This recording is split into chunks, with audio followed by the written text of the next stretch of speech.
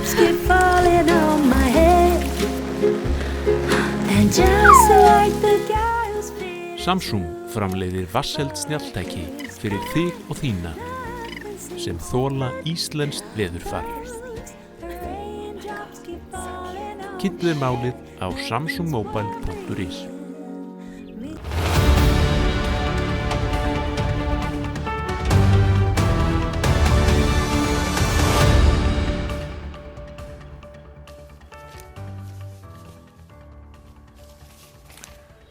Sæl og blessuð og velkomin í Spursmál, föstudaginn 24. apríl. Í dag eru 22 dagar þar til við göngum að kjörborðinu fyrra sinni á þessu ári og nú eru það sveitarstjórnarkosningarnar. Það er fyrir allnokkru síðan sem að Morgunblaðið hleypti á stokkunum umfjöllun kosningarnar og við gerum nú víðreist landið og ræðum við oddvita framboðana landið þvert og endilangt. Við ræðum við fólk í stórum og smáum sveitarfélögum þar sem áherslurnar og áskoranirnar eru mismunandi. Þetta gerum við á síðu Morgunblaðsins, á Spotify, mbl.is og YouTube og hvetji ykkur til að fylgjast með. Ekki aðeins í ykkar eigin sveitarfélagi, heldur öðrum einnig, því að það er áhugavert að bera stöðuna saman og sjá hvað krafturinn er víða mikill í fólki, alveg óháð því hversu stór sveitarfélögin eru. Við verðum á Eskifirði með stóran borgarafund á miðvikudaginn komandi og ætlum þá að ræða við oddvita framboðana í Fjarðabyggð. Við vorum á Ísafirði núna á miðvikudaginn og þar var fjölsóttur fundur sem nú er aðgengilegur á mbl.is. Þetta er skemmtileg og fjörleg umræða.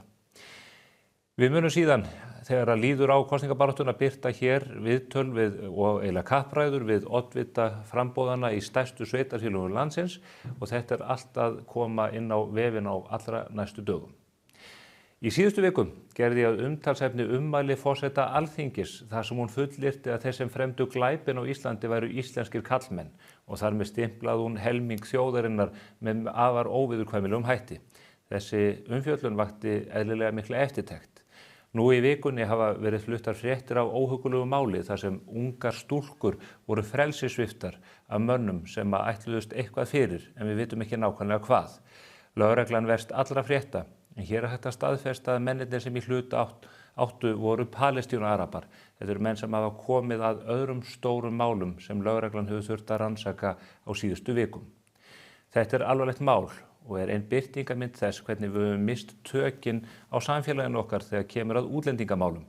Með því er ekki verið að stimpla allt það fólk sem hingað kemur. Það gera langflestir í friðsamlegum og eðlilegum tilgangi. En í allt of mörgum tilvikum hefur flætt hér inn fólk sem ætlast illt fyrir. Þar bera stjórnvöldin ábyrgð, meðal annars þingforsetinn Þórunn Sveinbjarnardóttir sem svo ógeðfelldum hætti stimplaði íslenska karlmenn sem hina einu gerendur í samfélaginu. Það er áleitin spurning sem vaknar þegar við sjáum hvernig stjórnvöld hafa brugðist og lyfta síðan ekki litla fingri núna þegar málin hrannast upp hvert á fætur öðru af þessu tagi. Það rifjast upp fyrri sögur af Íslandi frá 1627. Þá komu allsýringar að landi í Vestmannaeyjum og gerðu allt vitlaust, rændu og rupluðu, fólki, fjármunum og drápu menn.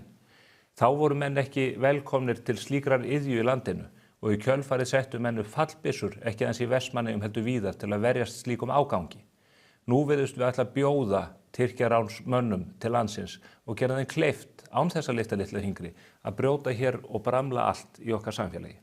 Þetta er mjög vond þróun. Og börnin okkar, unga fólkið og konurnar sem verða fyrir barðin á þessum mönnum eiga annað og betra skilið. Og ég hvet þingforsetann ásamt öðrum á löggjafarsamkundunni til þess að gera sig í brók, koma löggjöfinni í þannig farveg að svona lið fái ekki þrifist hér innan landamæra Íslands. Nóg þetta. Ég ætla að ræða fréttir vikuna hér eftir skamma stund við Kjartan Atla Kjartansson sem er oddviti Samfylkingarinnar í Garðabæ og Silju Sóleyju Birgisdóttur sem að fer fyrir sósíalistum í Reykjavíkurborg sem ætla að fara yfir fréttir vikunar en þar ber ýmislegt á góma, allt frá hvalveiðum og til fjölgunar opinberra starfsmanna. Í síðara hluta þáttarins fæ ég til mín tvo góða menn sem að þekkja ástandið í Vestmannaeyjum vel, ekki síst út frá samgöngum. Það eru Árni Sigfússon sem er stjórnarformaður Eyjaganga og Ármann Höskuldsson, eldfjallafræðingur. Ég ætla að ræða við þá hugmið sem að margir telja galna, það er að segja að bora göng undir sjóinn út til Eyja, tengja land og eyjar. Þeir segja að málið sé af öðrum toga spunnið og þetta sé meir en mögulegt, jafnvel bara einfaldara heldur margur heldur og við ætlum að fara yfir það hvernig væri mögulegt að tengja eyjarnar við meginlandið með þessum hætti. Fylgist þið með. Góðan og geggjaðan fössara og gleðilegt sumar allir saman, ha? Og blessu vertu sumarsól. Sveipar gull í dal og hól og allt það bara, já. Eða bara eins og mannakott myndi segja það. Æ, komið sumar, wú! Já, en það bara ekkert eðlilega mikið stuðvítamín í því að vita til þess að það ekkert nema sumarsæla framundan, ha? Við elskum það, við dýrkum það og við dáum það, ekki? En Þorgrímur Sigmundsson, miðflokksfákur, hann fagnaði 50 afmæli í vikunni og við sendum honum eina vel feita afmæliskveðju, sko. 50? Oh my goodness, ha? Það bara eitthvað svona, sko, once in a lifetime áfangi, sko. Ammóknás, hans hós. Halla Hrund, íslenskasti Íslendingurinn, tók sumardaginn fyrsta alla leið og skellti sér í græna göngu fyrir náttúru Íslands, sko. Já, og þetta í stíl við framsóknarfánan. Nei, já, ég veit. Úps, orðið fáni er náttúrulega orðið eitthvað svona bannorð núna. Sorry, ég ætla ekki að særa neitt, ég lofa, ég bið forláts bara, sorry. Inga Sæland sendi landi og þjóð afspurnu fína, sæta og suðræna sumarkveðju í tilefni að sumardeginu fyrsta og það gerði Eyjó Peyjó innviðaráðherra líka. Þetta svo kurteist og alþýðlegt fólk hérna hjá Flokki fólksins og það ekkert eðlilegt, sko. En það samt mjög ánægjulegt að vita til þess að Eyjó viti núna að sumarið sé komið og þá mun bara öll Herjólfskrísan bara lagast af sjálfu sér. Fólk þarf þá ekkert að vera eitthvað að æla eins og múkkar í skriljón tíma siglingum til og frá Þorlákshöfn og Vestmannaeyjum. Það bara allt í blóma og allt í sóma og allt í blóma og allir hressir. Já. Talandi að vera í blóma. Ísdrottningin Guðrún Hafsteins sendi landsmönnum blómlega sumarkveðju frá Garðyrkjuskólanum í Reykjum. Já, takk fyrir pent. En hún sagt heilsaði sumrinu en kvaddi svo aftur á móti elsku bestu Þórdísi, KGR og alla hina stafina af því að hún hefur sko lagt niður þingstörf og bara gerst sendiherra í London. Í alvörunni, hvort á maður hlæja að gráta? Þetta eru mjög súrsæt tíðindi verð ég að segja. Við erum strax farin að sakna Þórdísar Kolbrúnar, án djók sko, en ég held samt að hún verði alveg geggjuð í London, ha? Let the tea time begin, segi ég nú bara. Já, baráttu og sakna að knúsa þig, elsku Þórdís Kolbrún. Valkyrjurnar gerðu allt vitlaust með saklausu heimabökuðu pizzupartí á dögunum, en sögur herma að Kristrún hafi bara tekið slæsurnar með Valkyrjónum fram yfir fund með Grindvíkingum. Í alvörunni, þetta í lagi, en samt sko, má hún lifa eða? Ha? En vonandi var þetta bara good shit pizza í good shit félagsskap og þá ég bara sátt sko. Hann bara á bara að gera það sem mann finnst skemmtilegt. En Þorgerður Katrín, hún skellti sér líka á kajak í þeirri rjómablíðu sem hefur verið hérna síðustu daga og bara blessunarlega lenti hún ekki í sama háskaleiknum og Jón Pétur Símsen. Elsku kallinn, já það fór betur en áhorfðist þegar Jón Pétur asnaðist eitthvað út að sjó með syni sínum sem endaði náttúrulega bara með því að hann var komið með smekkbuxurnar á hælana og svo bara endaði þetta í einhverju heimsókn bráðamóttökuna vegna ofkælingar. Í alvörinni, já. En Jón Pétur, hann náttúrulega svo mikill afbragðsmaður. Hann þakkar viðbragðsaðilum fyrir lífgjöfina. Enda bara full ástæða til, ha? En já, ég vil bara segja takk fyrir þig, elsku Jón Pétur. Þarna skall hurnæri hælum, sko. Austurlenski konfektmálinn Jens Garðar orðinn langþreyttur á þessari fölsku jákvæðni sem viðreisnarfólk hefur tileinkað sér og hann kallar bara eftir því að þau sýni það í verki hvað þau eru góð. Og já, veitir það, mér finnst það bara nokkuð fín hugmynd hjá honum. Það ekki annað að sjá en að Hanna Kata hafi notið sín vel í selskap við þessa góðu menn hérna á dögunum. Guðmund í Brim og Binna í vinnslustöðinni og eitthvað. Já, það var alveg stuð og stemning, sko. Það alltaf stuð og stemning í sjávarútveginum, ha? Það klikkar ekki. Ása Berglind sagði ferðasögu frá Alaska en þangað fór hún ásamt Fríðu föruneyti þingmanna sem urðu allir fyrir einhverju svona ákveðnu menningarsjokki. Þarna ytra. Já, þrátt fyrir að þekkja snjóinn og kuldann og allt vel á eigin skinni. Sigríður Andersen fordæmdi dauðarefsingar í Evrópuþinginu á dögunum. Þetta fyrsta sinn sem að við erum ósammála held ég. Ha, ég og hún. Já. Nei, ég að djóka. Hópur þingmanna var staddur í Istanbul í vikunni. Sjáiði hvað þær taka sig vel út þær Kolbrún, Áslaugar Baldurs og Hildur Sverris. Alveg landi og þjóð til sóma, flottastar. Nanna Gunn var fram á nótt niður á Alþingi, enda voru allir á ömmur þeirra í útlöndum og auðvitað þurfti einhver að sjá þessi blessuðu þingstörf. En fámennt og góðmennt var það, sagði hún. Simmi Dabbi bróðir Nönnu bar svo upp alveg hilaríus myndagátu. Og já, við ætlum bara að leyfa ykkur að fara inn í helgina með þessa myndagátu, þá hafið allavega eitthvað til að hugsa um. En hvaða torg nú þetta? Já, nú reynir á þessar fáu heilasælur sem eftir eru hjá okkur. Hugsi nú aðeins út fyrir kassan. Ok, bye! Samsung kynnir nýjan Galaxy S26 Ultra. Meira frelsi, meira næði. Can you do this? Kynntuð málið á samsungmobile.is. Klæddu bygginguna í stíl með álklæningu frá Límtré Vírnet. Íslensk framleiðsla, nýsköpun og áratuga þekking. Kynntu möguleikana á limtrevírnet.is. Skaðabætur, miskabætur, sárabætur, sjúkrabætur, slysabætur, uslabætur, þjáningabætur. Bótaréttur.is 520 51 00. Vantar þig bílavarahluti? Á Polsen.is finnur þú bílavarahlutina út frá bílnúmeri. Velur viðeigandi varahluti og pantar. Við sendum all land. Polsen.is. Fever Tree. If 3/4 of your drink is a mixer, mix with the best. Hér hjá A4 húsgögnum bjóðum við upp á fjölbreytt úrval skrifborðsstóla við allra hæfi. Endilega kíktu til okkur í heimsón við Skeifuna 17 ef þið vantar frekari upplýsingar.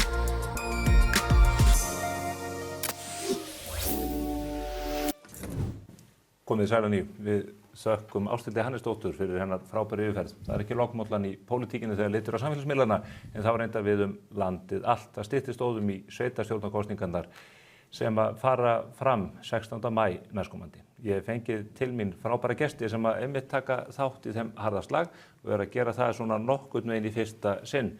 Það Silja Sóley Birgisdóttir sem að leiðir sósíalista í Reykjavíkurborg og Kjartan Atli Kjartansson sem að fer fyrir Samfylkinguna í Garðabæ. Velkomin bæði tvö. Takk. Byrja því að óska ykkur gleðileg sumars. Sömuleiðis. Sumarlegur. Já, maður reynir að klæða sig í stíl við ástíðina. Það hefði kannski átt að vera hér bara í Hawaii-skyrtu. Já, það var flott. Ég gat ekki haldið því fram með réttu að þið værið að stíga ykkar allra fyrstu skrif í pólitík, þar sé ekki bæði tvö. Vegna þess að Kjartan, þú átti þér í raun og veru langan pólitískan feril. Já, langan. Þetta hófst árið 2002 á því herrans ári. Ég fór nú í viðtal, ég held að eini miðli sem ég hef farið í viðtal við fyrir þær kosningar hafi einmitt verið Morgunblaðið. Já. Sem sýnir að Morgunblaðið vel á vaktinni þegar kemur að sveitarstjórnmálum. Þá var ég á framboðslista Álftaneshreyfingarinnar og var 18 ára og 2 daga gamall þegar kosningar fóru fram. Þetta er 2002. 2002 og ég ég hef ekki fundið frambjóðanda sem var yngri. Nei. Og það er alveg erfitt að hitti akkurat á 18. árið og svo nálægt kosningum. Það fóru fram 25. maí og ég ámæli 23. maí. Þannig að þetta var, en ég ætla ekki að segja að ég hafi verið mjög virkur. Ég var þarna á listanum og var varamaður í íþrótt- og tómstundanefnd og svona, við getum sagt að ég hafi fasast út hægt og rólega á þessu starfi en þarna, þetta var í hinu gamla og góða Bessastaðahreppi eða Álftanesi þegar það var sveitafélag. Þetta er áður nefnitt að samningin á sér stað. Já. En það hefur blundað í þér pólitíkus vegna þess að nú hefur tekið ákvörðun að stíga aftur inn á sviðið. Já, ég steig inn, það var nú hinn magnaða Katrín Júlíusdóttir sem hafði samband við mig og við ræddum þetta fram og tilbaka og þetta var bara eins og allir, maður fór út í eitthvað tveld, þetta var komið að máli við mig og mér fannst þetta bara skemmtileg tækifæri. Ég er búinn að þjálfa í bænum, hjá Álftanesi og í Stjörnunni, einhver 20 ár, cirka bát, svona það bil. Körfuboltanum? Körfubolta. Og kennt við Álftanesskóla, var í Álftanesskóla, Garðaskóla og FG en aðalega svona, ég á 2 dætur sem eru uppaldir Garðbæingar og svo finnst manni eins og börnin sem maður kenndi 7 börnum hans. Þannig að maður vil líka svona einhvern veginn koma að því að skipuleggja samfélagið. En eitt er að fara í framboð, annað er að fara í framboð fyrir vinstriflokk í Garðabæ. Einhverjum myndu halda bara það svona stappinari brjálæði. Hvað er eiginlega að þér? Maður hefur alveg fengið þessa spurningu en svo er þetta bara í sveitarstjórnmálum náttúrulega, finnst mér þetta snúast aðalega bara einhverjar framkvæmda áætlanir og fjárhagsáætlanir, fara vel með það sem til í sveitarsjóði og reyna að hafa gjöldin eins hófleg og hægt þannig að reksturinn beri sig. Þannig ég hugsa vikmörkin ekkert mikil í sveitarstjórnmálunum og þessar línur milli hægri og vinstri eru miklu óskýrari. Fyrir mér þetta bara gott lið sem var þarna og góð liðsheild sem mér langaði að vera partur af og svona líka út í þetta var nýtt framboð. Samfylkingin var inn í Garðabæjarlistanum, síðast enn 3 kosningar, eða 2 kosningar, hann hafði runni 2014, fyrir 12 árum, var Samfylkingin síðast sjálf.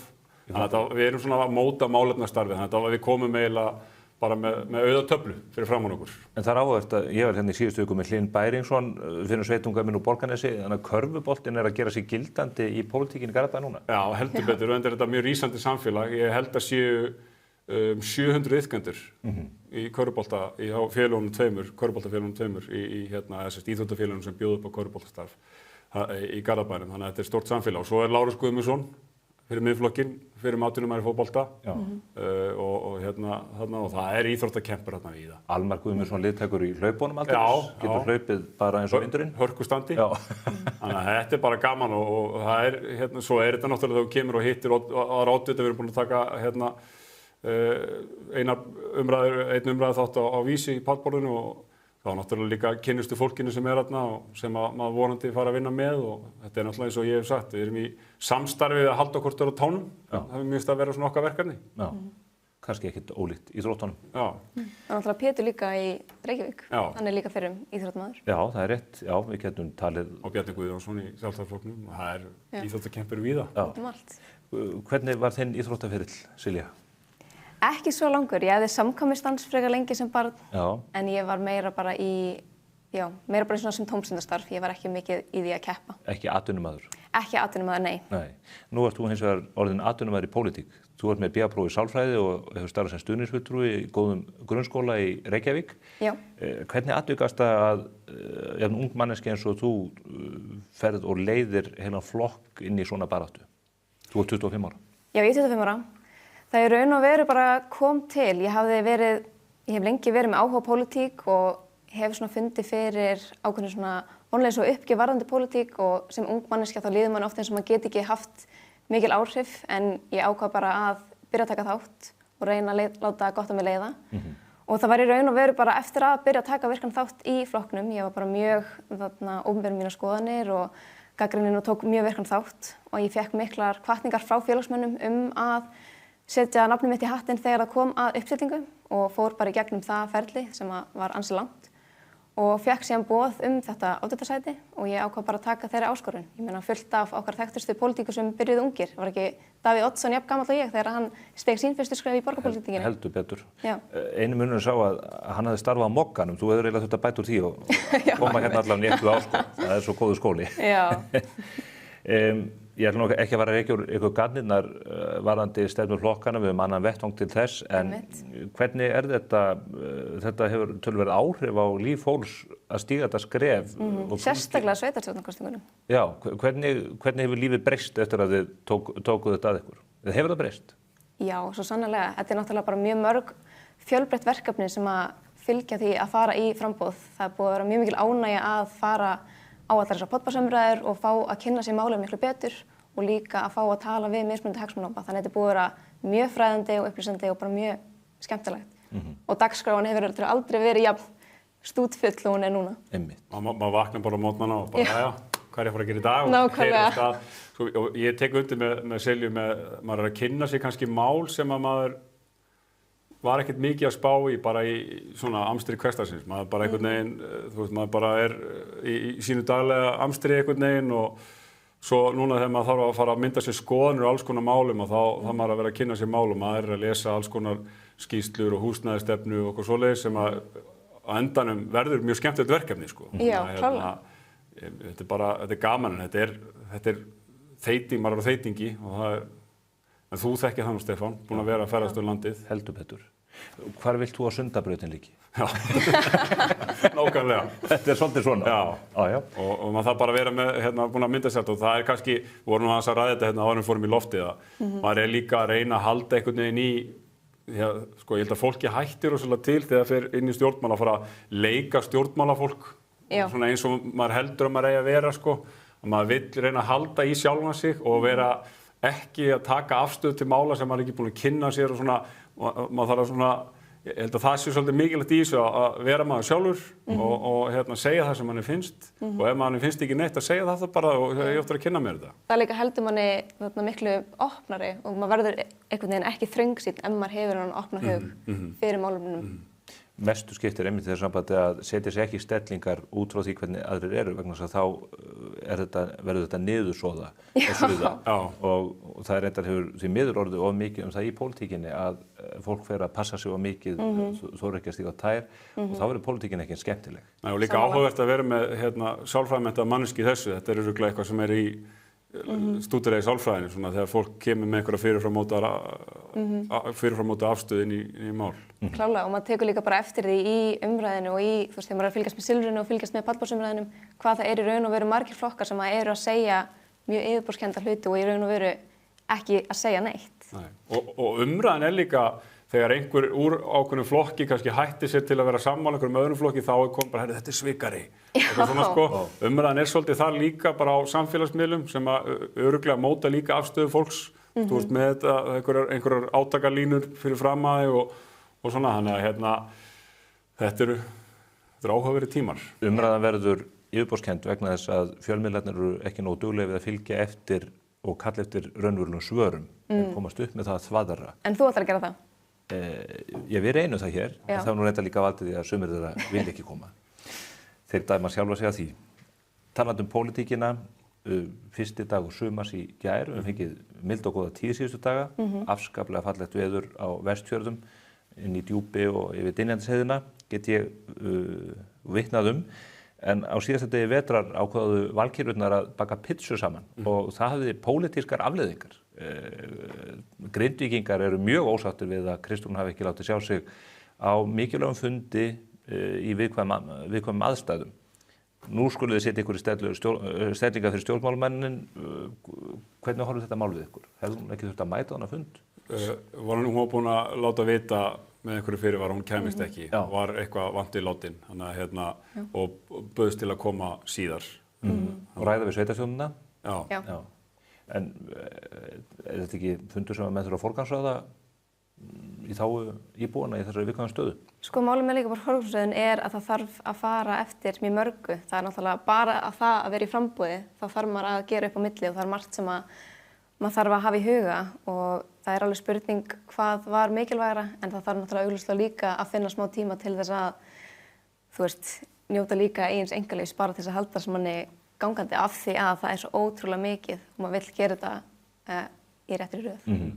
En það er samt alveg þannig að bara tilveru okkar er að miklu leyti stafræn að fólk sér myndina og þá fer fólk upp á afturlappirnar og en eins og var nú bent á í yfirlýsingu frá aðstoðarmanni forsætisráðherra þá var búið að tilkynna þetta með einhverju fyrirvara og boðið á fundi barst seint. Já, og boðið barst síðasta föstudag og það létu vita strax á mánudaginn að hún kæmist ekki og þessi hittingur þeirra valkyrjana hafi ekki haft áhrif á þeirra Ingu Sæland, Kristrúnar og Þorgerðar Katrín. Það kom fram að það var önnur persónuleg skuldbinding sem að skalla á. En getur verið, þetta er bara forvitnileg vangavelta út frá samfélagsmiðlunum, að áðurna stjórnmálamenn pósta myndum, að bæði myndmálið sem slíkt og tímasetning getur valdið usla. Algjörlega. Hefur það kannski bara einfaldlega þurft að halda þessa pitsuveislu og byrta ekki myndina? Halda hann í kyrrþætti. Það er alveg spurning. Já.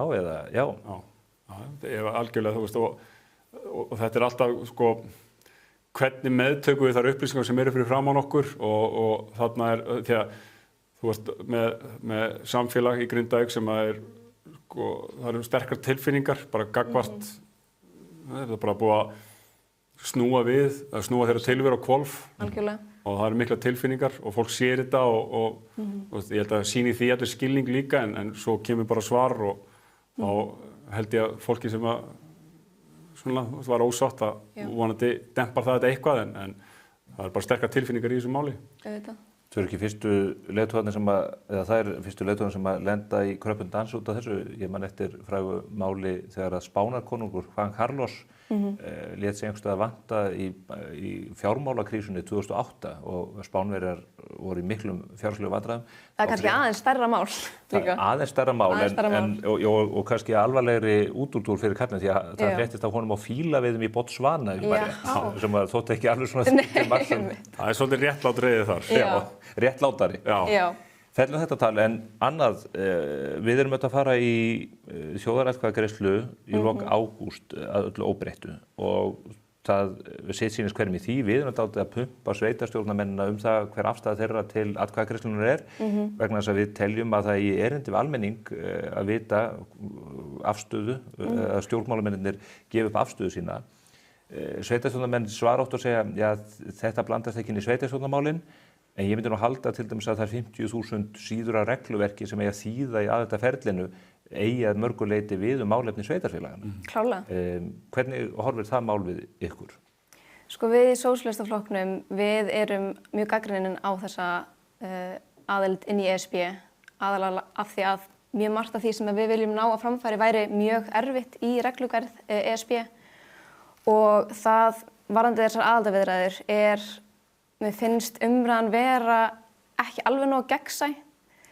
Það þú veist, þegar við förum í aðildarviðræður, þá erum við líka að fara í ákveðið aðlögunarferli. Þannig ferlið byrjar strax og við þurfum hvort þið að ná efnahagnum í lag.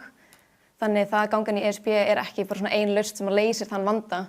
Og líka það hefur verið mikið umtal að vernda sjávarútveginn, en við erum með mun fleiri auðlindir á Íslandi sem að ég held að við þurfum að gæta okkar hagsmuna í. Eins og bara vatnið, orkan, jarðhitinn, það eru miklu fleiri auðlindir sem eru mjög mikilvægt, sérstaklega ef það skapast eitthvað svona óöruggt ástand í Evrópu sem að væri mjög eftirsóknarvert að ná í og við þurfum að tryggja þær auðlindir líka. Þess að myndu reyna að kalla eftir því að fá aðgang að þessum auðlindum? Já, með bara markaðsreglum ESB. Það alveg ástæða af hverju það verið að reyna að fá undanþágu í sjávarútveginum. Ef við kjósum 29. ágúst, hvað myndu segja þar? Ég myndi kjósa nei. Ef að þessu verður? Ef að þessu verður, af því við þurfum að fara í aðlögunarferlið og það verður bara mjög erfiðar að vera með opinbera rekstur sem að svona stórt mál hjá okkur í sósíalistum að vera með að draga úr einkavæðingu í heilbrigðiskerfinu sem væri töluvert erfiðara inn í ESB og það að fara í aðildarviðræður þýðir líka að fara í aðlögunarferlið. Kjartan? Já, ég Ertu eftir flokkslínu? Já, sko ég aftur alltaf vísi það sem ég sagði í byrjun. Ég sór það segðu sjálf mig og reyna að halda því eftir fremsta megni að segja það sem ég finnst. Ég var í stjórnmálarfræði og nam líka alþjóðasamskipti, var nú með honum Hirti J. Guðmundsssyni sem skeleggur. Það gaman að lesa alltaf, sko, mér svo gaman að lesa einhvern sem pró og svo einhvern sem gegn og hann bara að halda uppi sinni samfæringu. Heldur betur. Ég var á sínu tíma mikill Evrópusinni og það hefur dempast með árunum, svo þessi alveg hreinskilinn. Fyrir mér finnst alltaf svona skrítið þegar það eru til einhverjum einföld svör við flóknum spurningum og mér finnst þetta mjög flókið og viðamikið þessi Evrópusambandsaðild. Kosturinn, stærsti sem ég sé, einhvers konar hagsmunagæsla fyrir almenning bara að þetta sé svona einhver stór aðili því að nú erum við með stór tæknifyrirtæki sem operata við slettum í þverþjóðlegu rými þvert á landamæri og eigar og svo stóran þátt í okkar tilveru. Við erum öll að takast á einhverju markaðstorgum sem eru í eigu fyrirtækja í kringum einhverju auglýsingar og ESB hefur til dæmis með þetta Roam Like Home þegar þú getur verið í símanum innan ESB. Það finnst mér mjög gott, það alls konar svona framfæri, svona neytendamál sem að ESB hefur gert vel og svo bara spurningin, fáum við það í gegnum EES-samningin, það spurningin.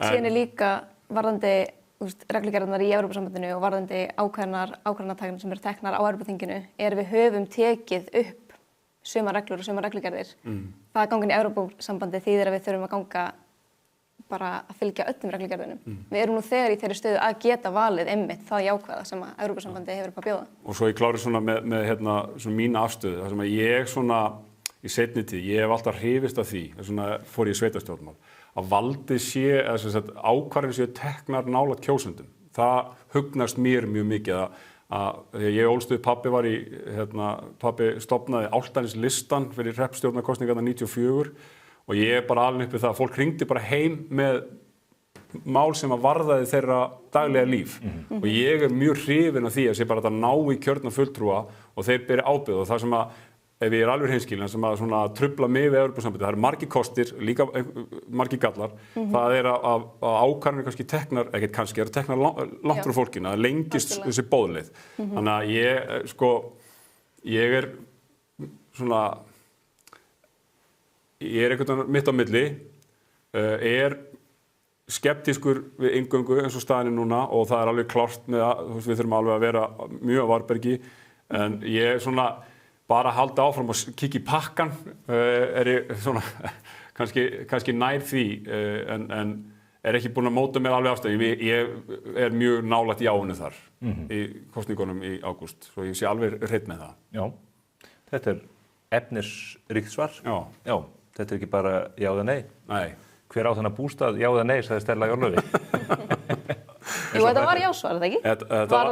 Varðandi áframhaldandi, en þetta er bara mjög flókið mál, en hérna, eins og ég segi, þetta er bara mjög stór spurning og það er eins og Silja bendir á, þessi umræða hún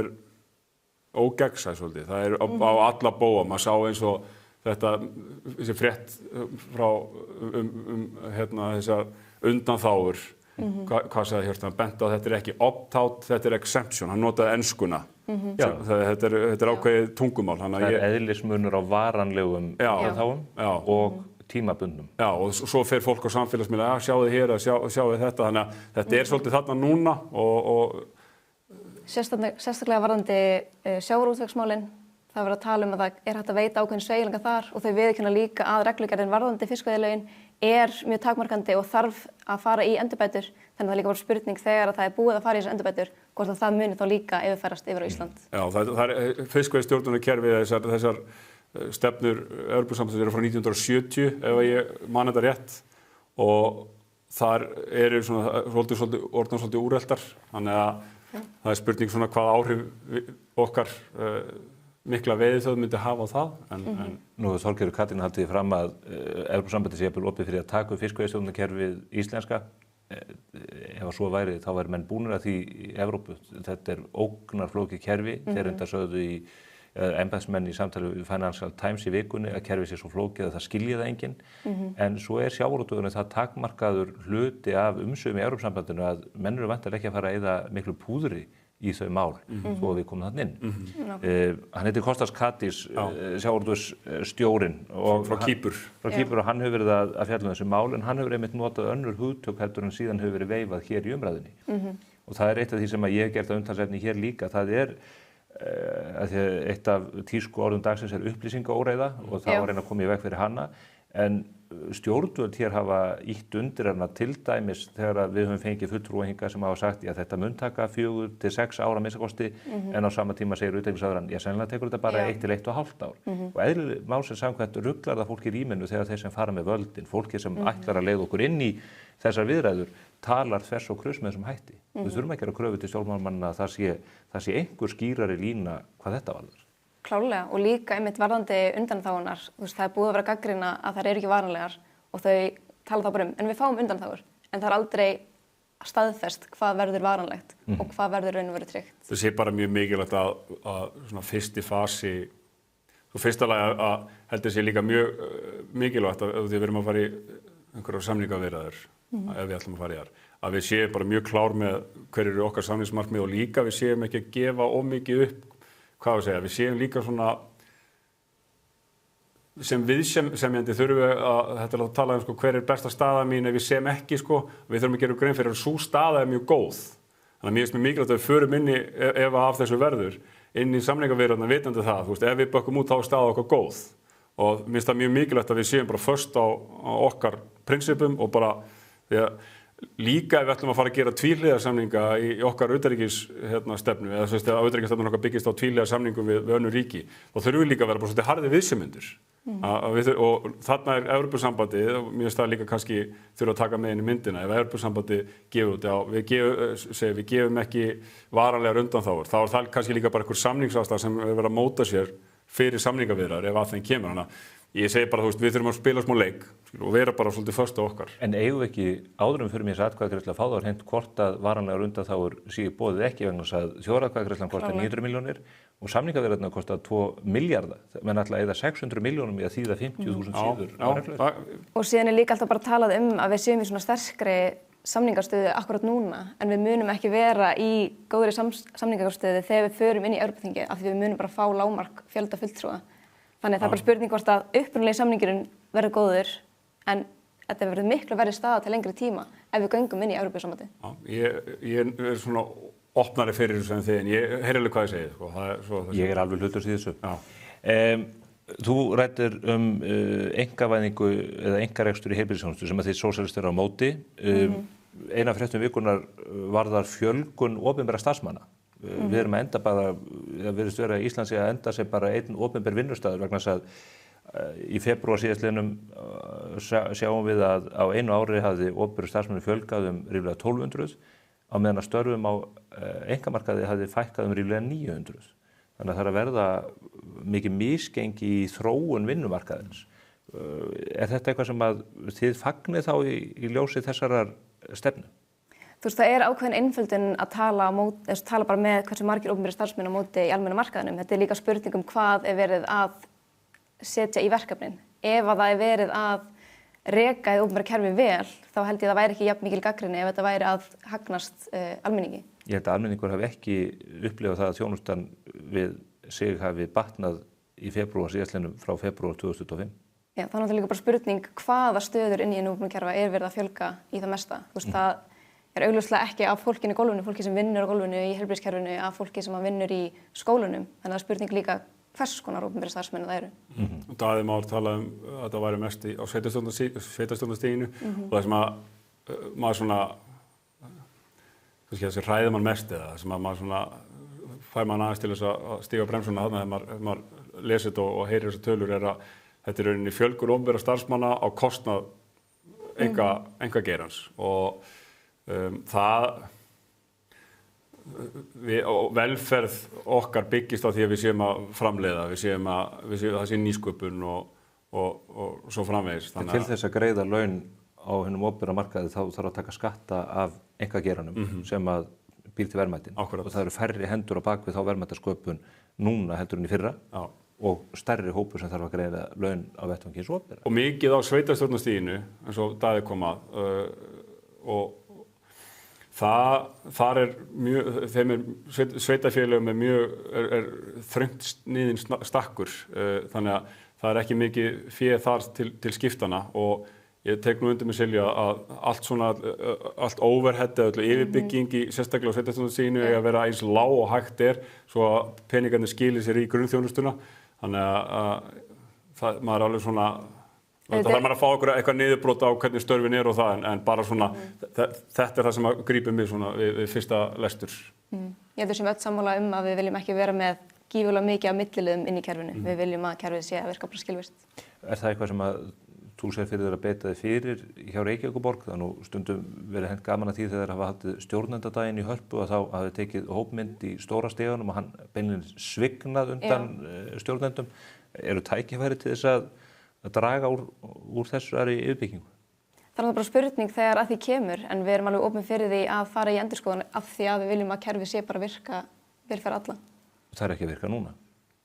Nei, það er mjög margt sem er óskilvirkt í kerfinu og mikið af því er líka bara í þessum útboðsferlum. Það er líka mjög mikill mannauður sem fer þangað í staðinn fyrir að veita bara þjónustuna. Þá ertu að meina það sem einkafyrirtæki koma því að sinna þjónustu fyrir hönd borgarinnar? Já, hluta til, já. Annað mál sem að skiptir fólki í hópa, það eru hvalveiðar. Kristján Loftsson, hann er að brýna skuttlana og gera skipin klár fyrir langreyðaveiðar. Það eru fleiri fyrirtæki sem að stefna því að skjóta hrefnur í sumar. Veiðiráðgjöfin er að nokkru leyti lækkuð eða talsvert, en við gætum séð fram á það að það verði nokkur hundruð skepnur skotnar hér við Íslandsstrendur í sumar. Já, hvað er þetta ekki? 150 í langreyðinni, en það er aðeins fleiri í hrefnunni. Hvernig borðið þið hvalkjöt? Ég borða ekki hvalkjöt og líka bara örugglega sem barn á einhverju svona þorrablóti, myndi ég halda sko. Svakalega gott kjöt. Já, ég ekki, þú veist, ég smakkaði líka, já, algjörlega, en maður þetta svona, acquired taste, hvað íslenskan yfir það? Hvað myndi Málfríður segja? Já, það já, svona, já. En ég vantar kannski bara, vantar þetta í íslenskuna, eitthvað sem, þetta svona bragð sem að venst og þú ert að læra að kunna meta. En roastbeef búið til úr langreið bara einn besta steik sem hægt að komast í, með remulaði og steiktum lauk. En ég allavega á móti hvalveiðum. Mér finnst þetta bara vera, þetta bara ómannúðlegt og það í raun og veru ekki mikil þörf fyrir þetta og hvalir spila rosalega mikilvægt hlutverk í bara lífríki sjávar og í að ná loftslagsmarkmiðum. Þannig þetta er ekki það stór hluti af íslenska matamenningu, þannig mér finnst það þessi virði. En þú Kjartan? Ég er þetta að skjóta þá? Ég er ekki með mjög sterka afstöðu þessu máli, svo ég segi það. Ég er nú bara þannig að maður er einhvern veginn svona hólfar alltaf í sitt og ég er búinn að vera gegnum tíðina þá ég hef ekki svona einhvern veginn sökt mér onni í þetta. Þannig ég er ekki með sterka skoðun á þessu en eins og ég skil þetta þá er þetta fagfólk, þetta er ráðgjöf fagfólks, eða ekki, sem að þetta byggir svolítið á. Þannig að það eru sterkar tilfinningar í þessu og ég sá þetta kom víst fólki óvart. Það var einhver umræða sá ég að þessar veiðar myndu ekki bera og svona en Kristján Loftsson metur það sem svo og þetta er innan lagarammans. En talandi um lífríkið og náttúruna, við þurfum að leita jafnvægis þar. Maðurinn er að veiða úr ýmsum stofnum og við erum í kapphlaupi við hvalina þetta æti í hafinu. Það er talað að langreyðurinn hafi aldrei verið jafn sterkur, stofninn jafn sterkur og nú frá því að mælingar hófust. Við heyrum af hnúfubak hringinn í kringu landið. Ég talaði við skipstjóra sem var að sigla inn Eyjafjörð og þegar hann kom að Hrísey þá hafði hann talið 100 hnúfubaka bara inn í firðinum. Þeir sem að sækja sjóinn segja að þessi dýr séu að éta gríðarlegt magn af öðrum fisktegundum og öðrum dýrum neðar í fæðukeðjunni. Þurfum ekki að grisja þennan stofn eins og aðra? Nei, ég myndi ekki segja það. Hvalir spila líka mjög mikilvægt hlutverk í bara kolefnisbindingu. Þau binda á við 1500 tré og... Hvernig gera þeir það? Hvernig gera þeir það? Já. Ég er nú ekki þannig sérfræðingur en þetta eru bara upplýsingum sem ég fekk frá náttúruverndarsamtökum. Já. Og ég treysti þeim. Já. Það var flott að sjá hvort að Kristjáni verði að ósinni, hann hefur stundað þetta eins og faðir hans áður í miklu mæli og mikið líf sem færist yfir hvalfjörðin þegar það er. En þetta hefur svo sem ekki alltaf orðið veruleika þó að það hefur verið gefin út ráðgjöf. Við höfum eftir að sjá hvort að hvernig pólitíkin bregst við. Já. Það er ekki verið að setja frumvarp að banna hvalveiði núna í haust. Jú, þeir eru að stefna því. Innan við mánuður núna í kosningarnar. Já. Hverju spáir í borginni? Ég spái við náum allavega manni inn, sko. Já. Vinstrið er dálítið splundrað, þetta hefur verið dálítið erfið fæðing með Vinstri græna og Sönnu Magdalenu og Sósíaldemókrataflokkinn. Eru það að gera ykkur óleik með því hvernig úr þessu spilast eða heldur þetta eftir að koma vel út fyrir ykkur? Ég held að þetta mun alveg koma vel út. Ég held að þetta er líka bara spurning sýnileika. Við hefum fengið mjög góðar móttökur, sérstaklega eftir silfrið og bara síðustu vikum og ég býst alveg við að sjá viðsnúning í skoðanakönnunum. Heldur að það verði myndaður meirihluti í Garðabæ? Mér hefði Slínur eiga sér draum um það. Að mynda meirihluta? Já, það verði ekki hreinn meirihluti eins flokks, heldur að menn þurfi að fara í samsteypu vinnu. Það er mjög stór spurning. Sko. Þetta er náttúrulega þannig, nú eru 6 framboð, hvað er mörg í Reykjavík? 11. Mjög mörg. Það sem gerist eins og þegar með eins og síðast voru held í 5, að þegar frambóðinu fjölgar þá fjölgar líka döðum atkvæðum. Já, dreifingin verður meiri. Dreifingin verður öðruvísi og eins og núna Sjálfstæðisflokkurinn fékk 49,5% eitthvað svoleiðis, það var allavega undir 50% í síðustu kosningu, en fengur 7 af 11. Það er þessi úthlutunarregla DeHont sem að gerir þetta verkum að svona stærri frambóðin þau græða á þessu. Þannig að það er alls konar svona stóra breytur sem eru þarna sem að maður bara eftir að fá svar við og það eru lítið af skoðanakönnunum í Garðabænum, þannig að ég held að við munum bara renna svolítið blint í sjón með þetta. Nýjasta Gallup-könnunin sem ég sá þetta segir að Sjálfstæðisflokkurinn sem ég 60%, þannig að þið þurfið að fara að hlaupa hratt, reyma okkur körfuboltaskóna þeir. Já, það er bara heldur betur þannig að fara að stíga út og fara í frákvastabaráttuna. Þetta verður mjög spennandi. Silja Sóley og Kjartan Atli, þakka kærlega fyrir komuna. Ég óska ykkur góðs gengis í baráttunni framöndan. Það gaman að fylgjast með ykkur á þessum fyrstu metrum ykkar í baráttunni. Takk hérlega. Við erum hins vegar ekki hægt hér á vettvangi spursmála. Við ætlum að færa talið að allt öðru máli. Hvernig ætla menn að bora göng út til Vestmannaeyja? Það yfirleitt mögulegt verandi eldfjallaeyja, ekki aðeins Ísland heldur Vestmannaeyja eins og við þekkjum frá árinu 1973. Ég ætla að fá hingað 2 góða gesti sem að gjörþekkja þessi mál, bæði út frá vísindunum, pólitíkinni og peningunum. Fylgist þið með.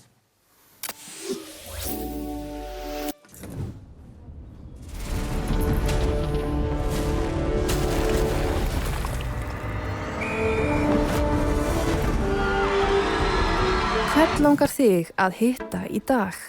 Pennin Eymundsson. Ekki gjalda fyrir útgjöldin. Cardio. Einfaldari útgjöld.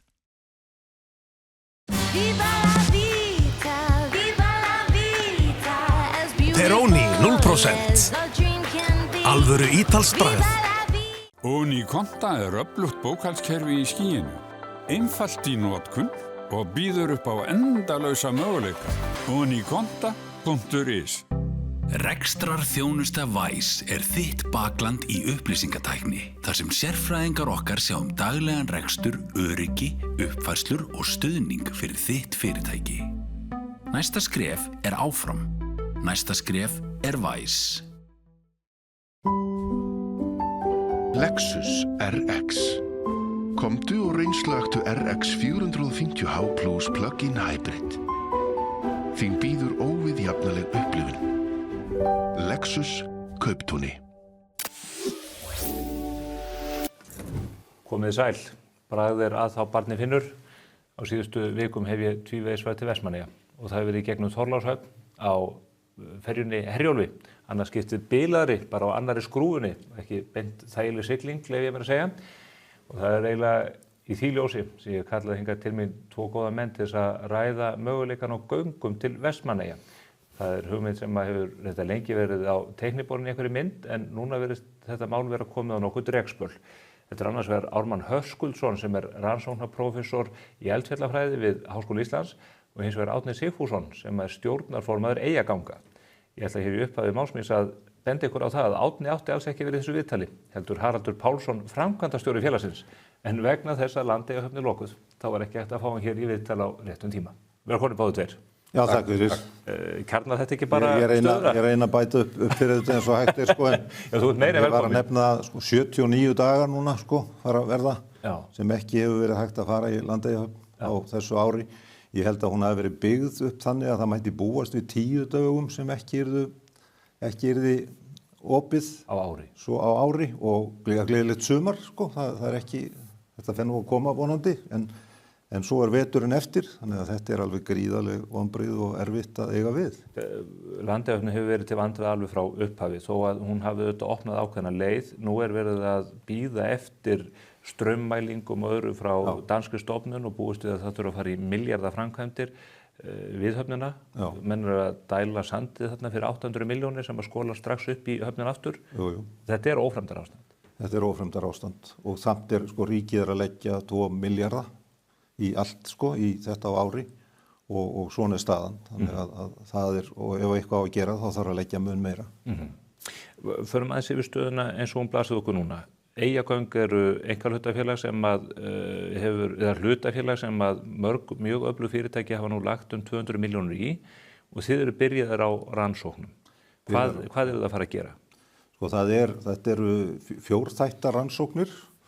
Ármann þekkir þetta náttúrulega allt ennþá betur en þetta snýst það að við annars vegar gerum borholu í Eyjum, segjum hún sé hér og síðan borhola upp í Landeyjasandi, rétt hjá Krossi eða í Gularárslandi í fjörunni og þegar að menn hafa farið 300 metra niður sem eru svona kjarnaboranir þá hægt að mæla og skoða betur lögin og með hvaða hætti jarðlögin eru og síðan þriðja gerðin, það svo kallað sparkermæli sem með svona hljóðbylgju kast og endurkast á hafi og það til búnaður sem á að vera að koma til Íslands sem gerir þetta og mælir þetta og þá geta menn nánast bara lesið undir borðið og séð hvernig þessi jarðlög eru.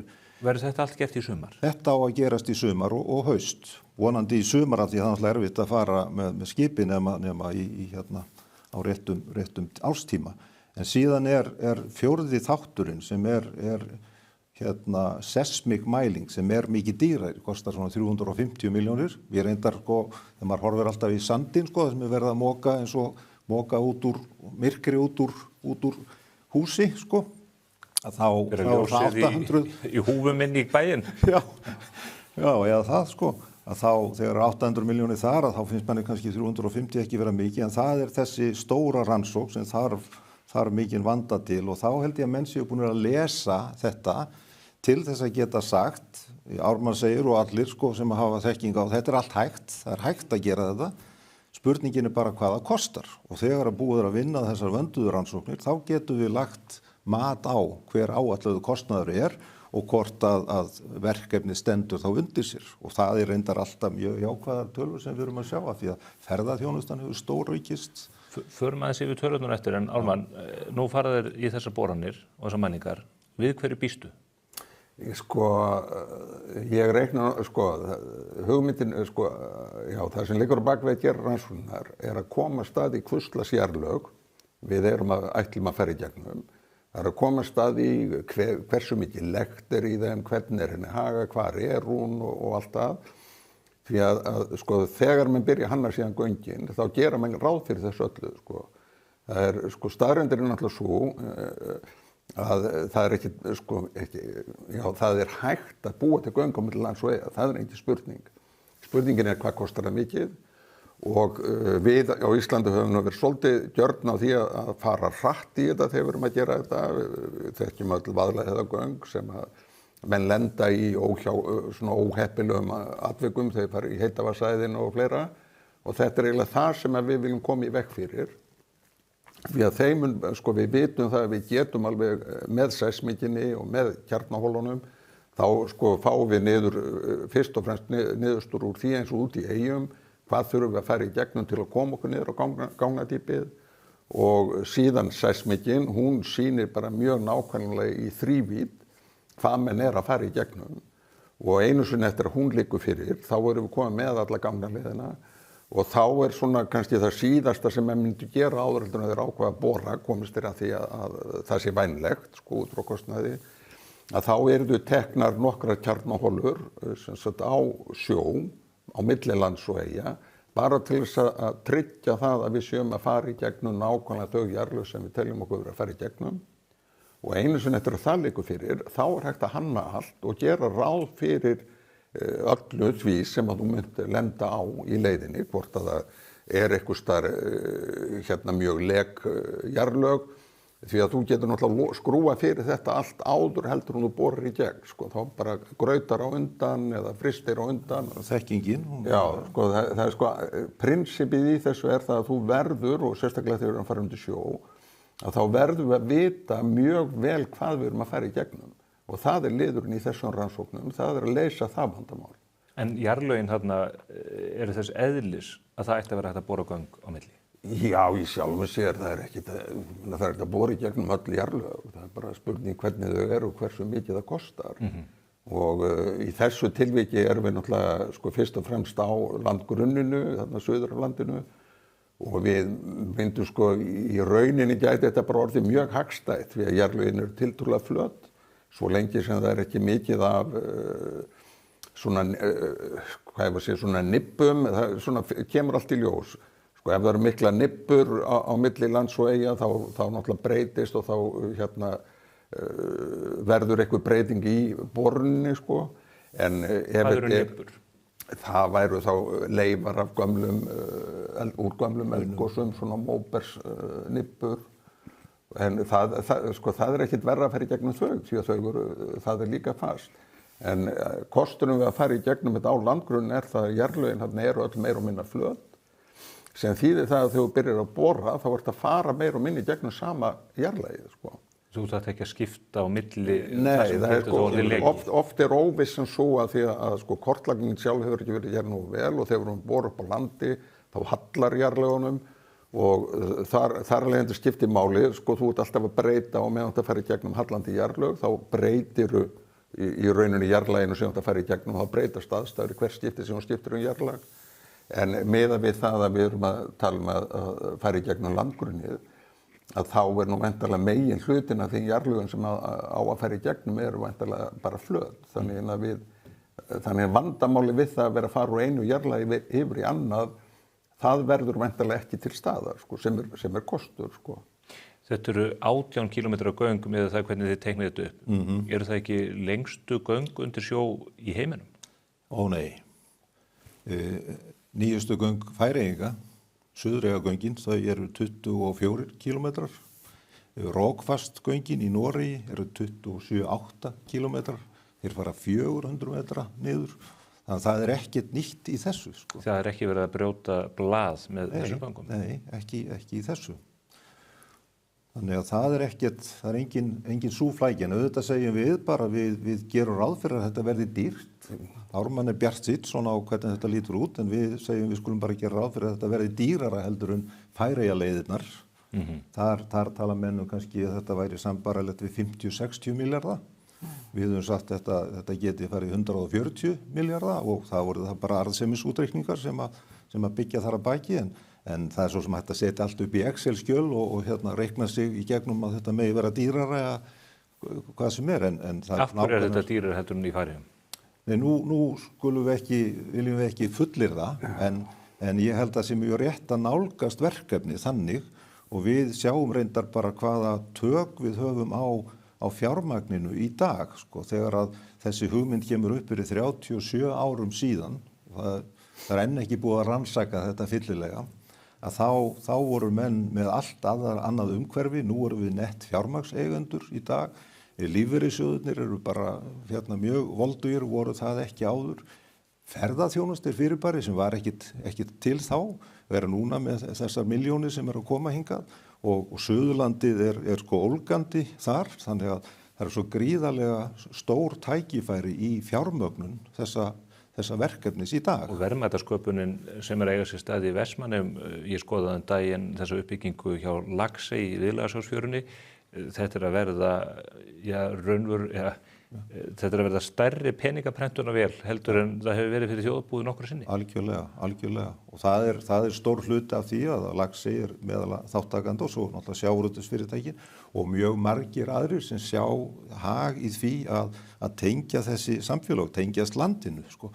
Og það sem mér þótti ánægjulegast þegar við vorum að ræða þetta, fyrst tölum við út frá eyjaþörfinni, sko, en þegar maður fór upp á land á Hvolsvöll og nágrenni, þar komu menn bara enn sterkar fram og sögðu, sko, ef við byggjum þetta samfélag með 15 mínútna akstri, þá ertu bara komið 10-12.000 manna samfélag sem er bara eins og Austurlandið og þú ert komið með tækifæri, við erum í sjúkrahús í Eyjum sem er sterkt og væri hægt að styrkja enn frekar, við erum með menntastofnanir, við erum þar talandi öryggisatriði, hvað þá flutning á gögnum, sko, þarna á milli og tækifæri í atvinnu eru bara gríðarleg, þannig að þetta er bara gjörbylting fyrir flutningur á vatni sem er stórmál og við höfum nú rætt við oddvita frambjóðendur í bænum. Varðandi Færeyjar og Noreg, það er dýrara að bora göng á Íslandi en í þessu löndu, það er eitthvað í berginu hér sem er lausar í sér eða hvað er það sem veldur því? Sko, ef þú ert að bora upp á landi þá er það kannski aðeins lausar í sér en ekki mikið lausar heldur en það er í Færeyjum, sko. En sko það sem að, sko, já, nú kemur það byrjljós út frá rannsóknum hvað menn fara hugsanlega í gegnum, sko. En svona miða við það sem maður myndi halda, þá eru sko þessi göng út í eyjar ætti ekki að vera of flókin þegar gögnin liggja fyrir. En nú segi ég það náttúrulega miða við sko eins og ég þekki þetta svæði þarna á milli lands og eyja. En sko dýrari, sko í rauninni ættu jarðgöng hér á Íslandi ekki að vera dýrari heldur en í Noregi og Færeyjum. Ég hugsa sko stór hluti gangna eins og ef við tökum Vaðlaheiðargöngin sem urðu náttúrulega miklu dýrari og það var kannski fyrst og fremst vegna þess að rannsóknirnar voru ekki nægilegar þannig að menn vissu ekki alveg hvað þeir voru að fara í gegnum og að lenda á einhverju svona eins og þessari jarðhitaæð og fleira sem að tefur verkið og þá ertu náttúrulega sko þá bara hækkar kostnaður, sambærilegu vesenni lentu við þegar vorum að bora fyrir Kárahnjúka yfir í Fljótsdal, að þá var komið í berg sem ekki hafði verið gert ráð fyrir og borunin tafðist. Og það náttúrulega, sko, ef borunin tefst, þá það náttúrulega uppsafnaður kostnaður. En aðalatriðið það, sko, ef að jarðfræðin vel þekkt og menn eru búin að sjá alveg nákvæmlega hvað ætla að fara í gegnum, þá alveg hægt að reikna það út hvað þetta kemur til með að kosta. Og ef jarðfræðin vel gerð, þá á ekki að verða neitt hængur á leiðinni í gegn, sko. Því að þetta nú aðalega, kostnaður hjá okkur aðalega vegna þess að það eru óvænt verkefni sem kom upp á gangna leiðinni, sko. Mér finnst þetta bara að vera mjög ánægileg fullyrðing sérfræðingsins, sko. Við segjum við getum þá haft þetta þrefalt dýrara heldur en Færeyingar án þess að það loki á verkefnið. Það og jafnvel meira en við erum komin svolítið langt fram úr okkur með þeirri pælingu. Við erum bara í þessar rannsóknir, þetta tekur 2 ár að fullgera rannsóknir og þá tökum við næstu skref.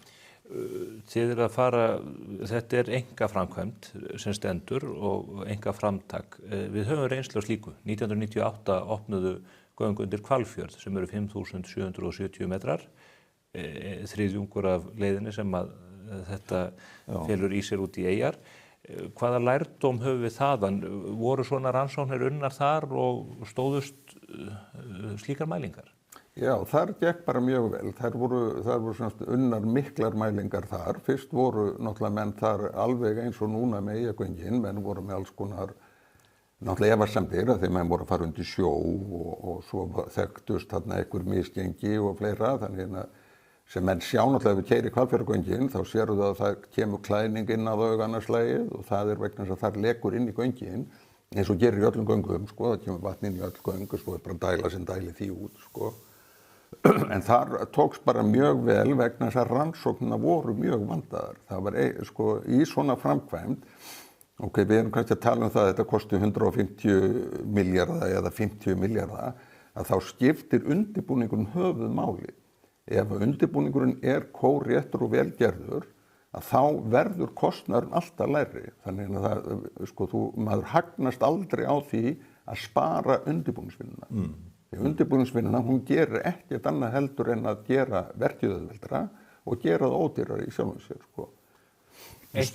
Spölur, bara nefna það því að það náttúrulega gríðarlega gott fordæmi og synd að það skuli ekki hafa haldið bara áfram að vinna það verkefni. Við höfum átt ágætar viðræður og samtöl og fengið hjálp frá forsvarsmönnum Spalar. Gísla Gíslason og þeim höfðingjum öllum. Já, og Jón Hálfdanarson og fleiri.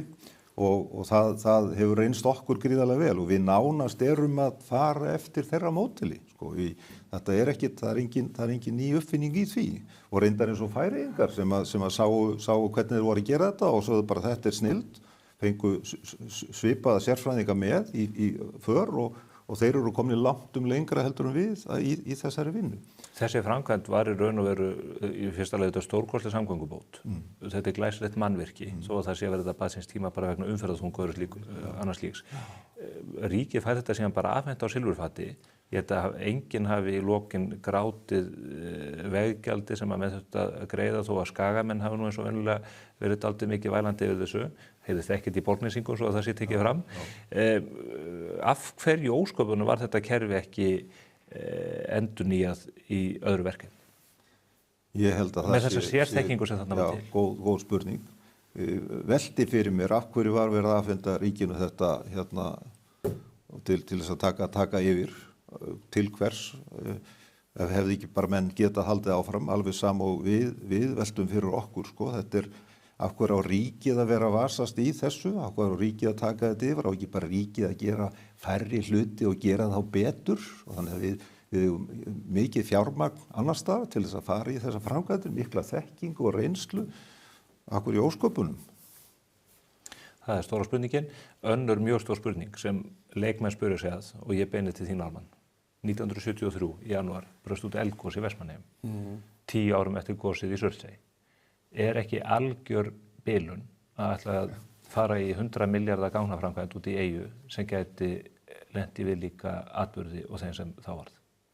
Þarna kemur náttúrulega alltaf spurningin upp, sko, þegar þú byggir eitthvað, hvað ætlar að láta það endast lengi og eins og við þekkjum eldvirkni í Vestmannaeyjum að þá nú ekki að gjósa þar á hverju öld sko og það eru svona kannski 1000 til 2000 ár á milli þess að þetta kerfi fari í gang og ef við byggjum göng núna á næstu 10 árum eða svo og fáum göng út í eyjar þá getum við kannski reikna með því að göngin í friði í næstu 2000 ár.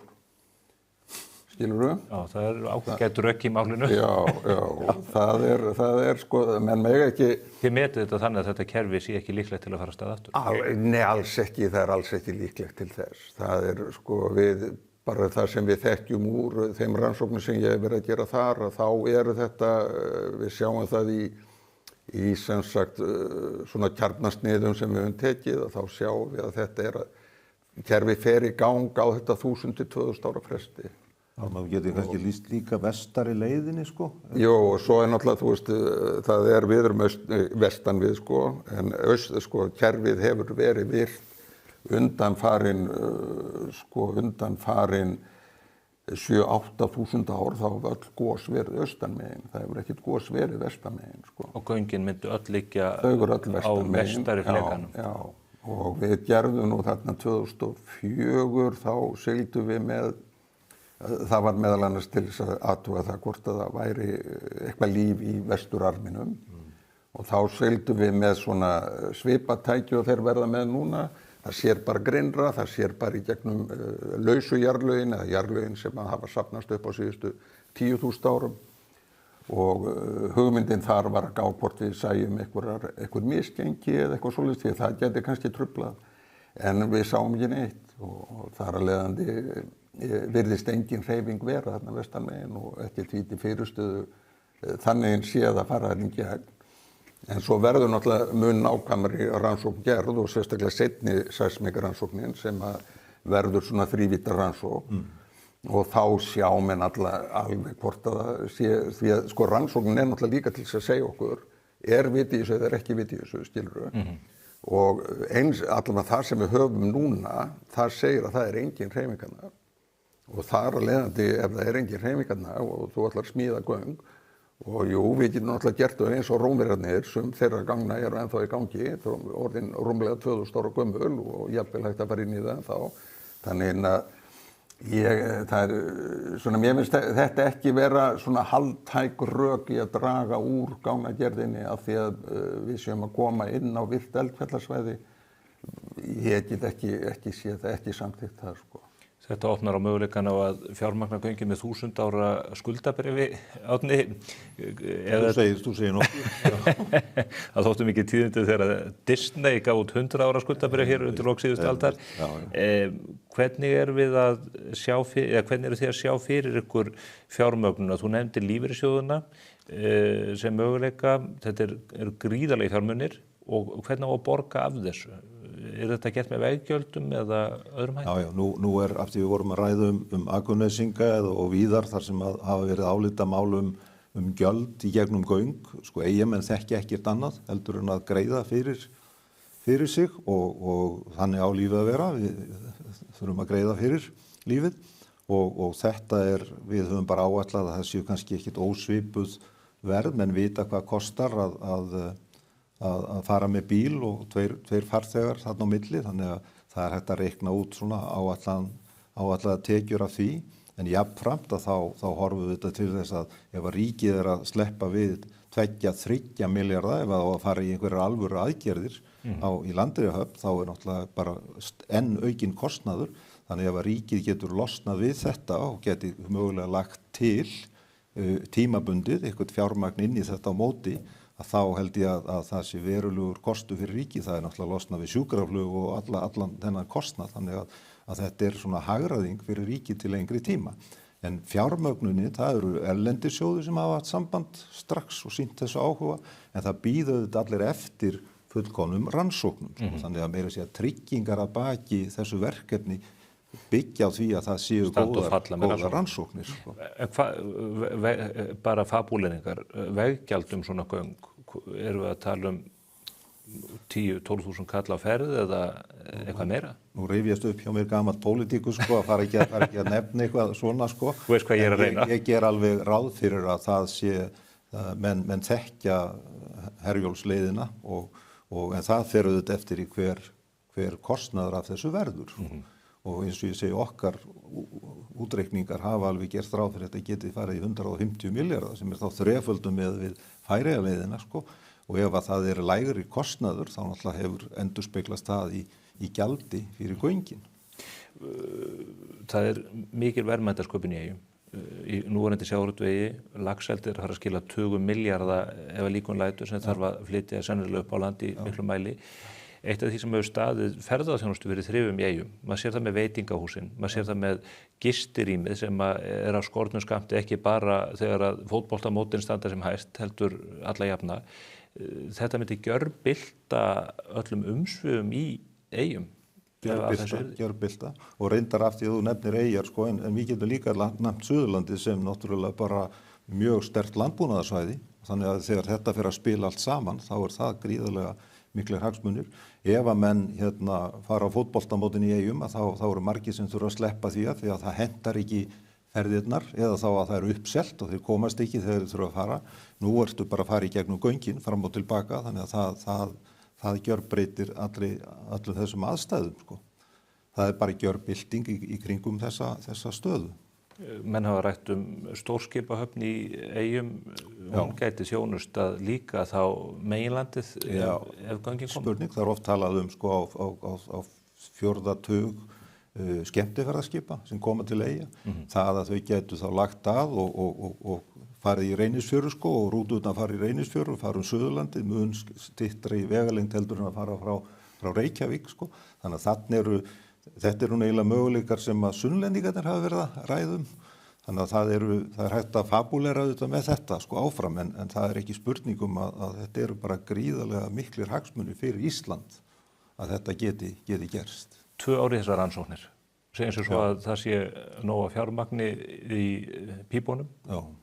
Hvenær gætu svona göng orðið að veruleika? Hvenær ætlum við Ármann að fara að keyra í gegn? Keyra í gegn, eftir 2 ár, við komum 20, það svona kannski, 35, 45, sko. Við höfum sagt sko 8 til 10 ár. Tekur 7-8 ára að bora í gegn og... Það er bara hvernig bergið sko. Og það þú veist, ef allt kórétt og allt saman, þá ætti það ekki að taka neina... Sko þeir sem voru með okkur síðast í þessu, normennir, að þeir, sko það voru náttúrulega vanigangna menn frá Noregi sem voru vanir þessu öllu saman. Og þeir voru sko þá þarna kringum 2004-05, þeir voru mjög jákvæðir sko og ekki hvað sísta því að hafsbotnin sem á að fara í gegnum, hann sko, hann náttúrulega vænlegri heldur en það sem menn að gera til dæmis í Noregi, þar sem menn að fara í gegnum djúpberg og myndbreytberg og... Ótrúlegt sko. Þannig kannski svona í kringum, ég var að segja 35. Segjum sko að 2 ár í rannsóknir, svo það náttúrulega bora og það eru kannski 5 ár. Já, kannski. En síðan ertu með sko allan frágang og öryggisatrið og allt sem þarf að gera, þannig að ég var búinn að lofa einhverjum sko á áttaræðisamælinu sko. Eftir 10 ár þá sé alveg klárt sko. Og ég tek einhverja með í Öskubakka. Já, það verður spennandi. Í afmælisúndin. Já. Við skulum vona að Guðláti gott að vita, þetta spennandi verkefni og gaman að sjá einkaframtakið ýta við þessu, verkefni sem að ríkið hefur ekki farið í. Kannski mun það gerast í Eyjum 2035 sem gerðist með Hvalfjarðargöngin 98 þegar Ólaf Grjóti fór í eldri borgaraferð í gegnum göngin og var spurður hvernig finnst þér þau? Og hann sagði, mér líst ekkert á þetta er gluggalust þetta helvíti. Ármann Höskuldsson og Árni Sigfússon gáði guðl í þessu. Takk. Það var ekki meira á vettvangi spurningamála þennan ágæta föstudaginn. Hvet ykkur til að fylgjast með í vikunni komandi umfjöllun okkar sveitarstjórnarmálin. Við verðum á Eskifirði á miðvikudagskvöldi með borgarafund og við munum gera grein fyrir honum á mbl.is á fimmtudaginn og í Mogganum á föstudaginn. En við erum að fjalla enn fleiri sveitarfélög og ætla ég að nefna Vesturbyggð í því sambandi sem mun birtast á vefnum og í blaðinu á morgun og svo Bolungarvík á mánudaginn. Ég minni líka á bókaklúbb Spursmála. Þennan mánuðin erum við að taka fyrir Frelsið eftir John Stuart Mill. Það er bók sem hefur haft mikil áhrif á hugmyndasögu Vesturlanda. Frábær bók úr bókaflokki lærdómsrita bókmenntahöfuðsins. Fæst á góðu verði í Hermanum Eymundsson þennan mánuð. Góða stundir.